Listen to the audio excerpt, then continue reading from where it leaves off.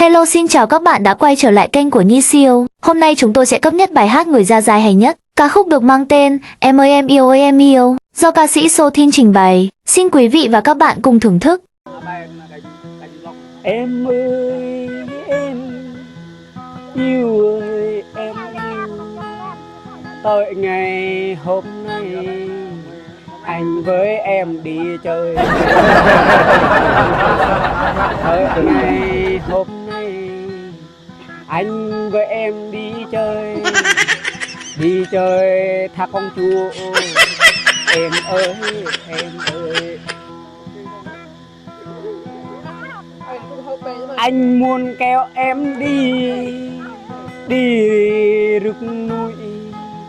qua thác con chua. Em ơi em yêu, anh muốn tay em, sợ em có người yêu, cho nên anh không dám. Em ơi em yêu.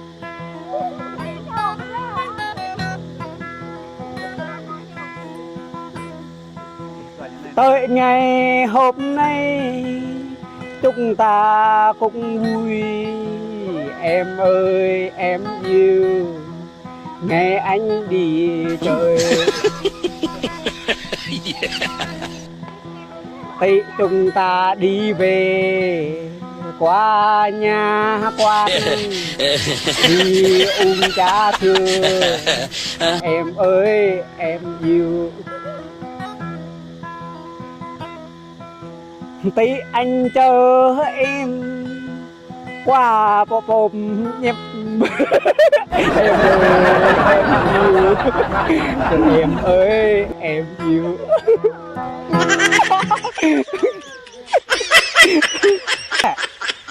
Bên này bên đó buồn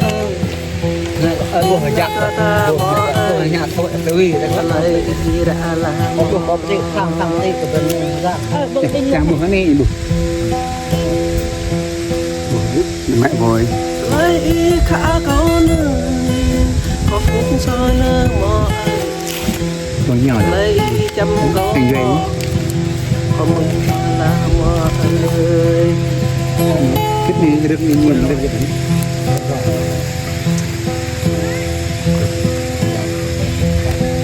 Được cái nhìn được nhau bích hả mẹ đang thằng của đi từ bên thằng thì nó đang mà đây là nhớ giúp ơi nhạc bông ấy bơi cha chân đôi cà ra này tới có cha bơ số chắc bơi nhô chắc nơ tới ơi nhô nhốn chắc nơ tới ơi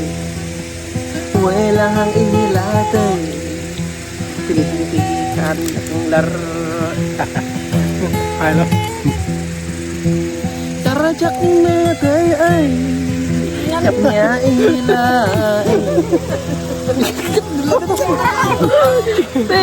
bao anh nhắc phải là mờ anh nhắc phải bò nhưng phải là đảo nè nè như nè bà sai nè không phải đâu con đã tắt đệ là vậy lông sâu đi vào đằng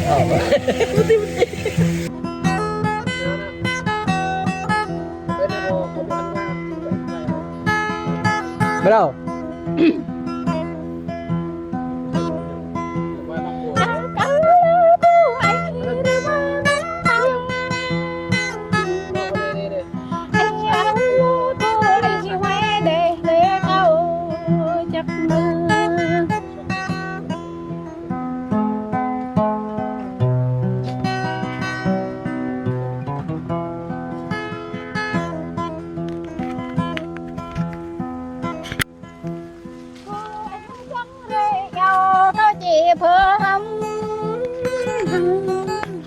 tôi cá đến nay về nè ta không chỉ bơ vịt chắc nè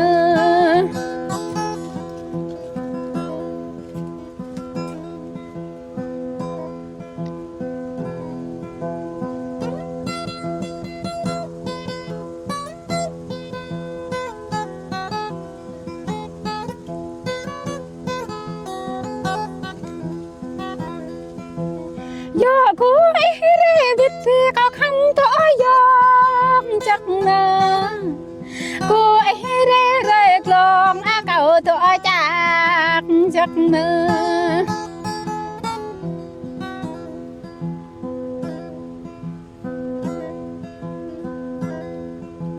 chỉ bơ tay hăng ràng ao hủy bị ghé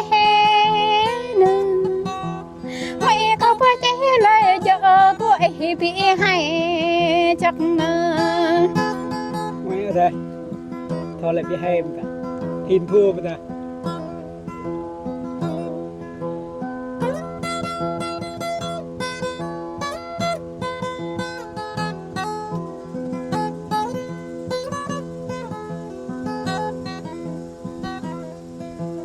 cao cái bố tí hệ ta mừng chỉ phật này nè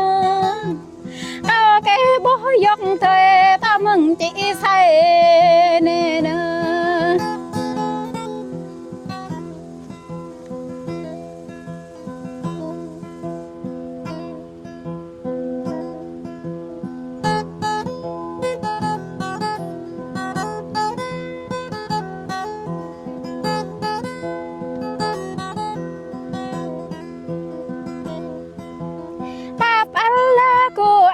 hát để cao bố biết tre bằng cao rê cao bố lê biết áo duật từng nơi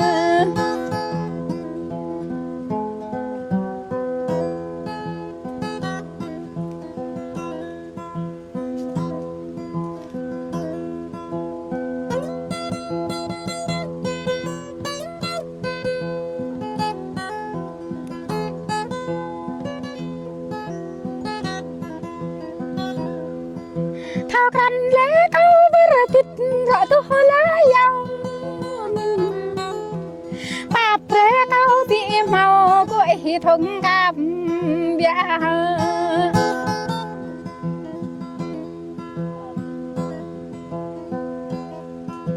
mẹ câu chi phi nhám nị nhà cho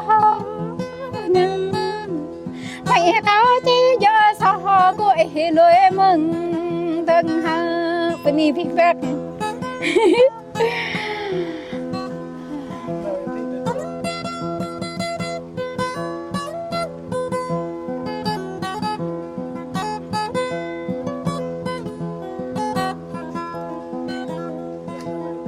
bên đi phích phét cái chạy về tầm khe tăng hàng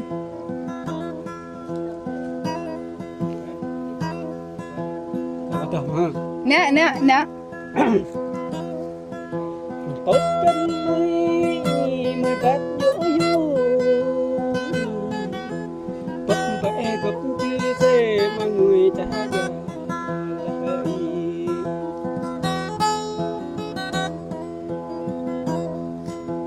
bất vẽ rễ chia sẻ hà rễ nó thùng bỏ gấp tốt cánh mi bạc thắm nhau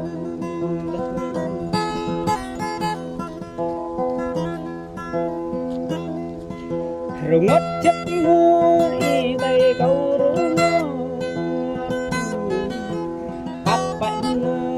y ta phạt là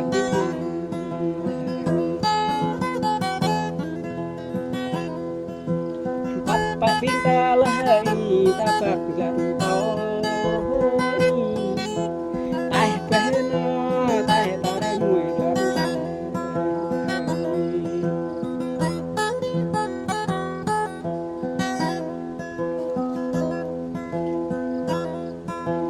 trên cánh mây rít mà nhà bút có ta dẫu ta nó dẫu ta phải phật vô dẫu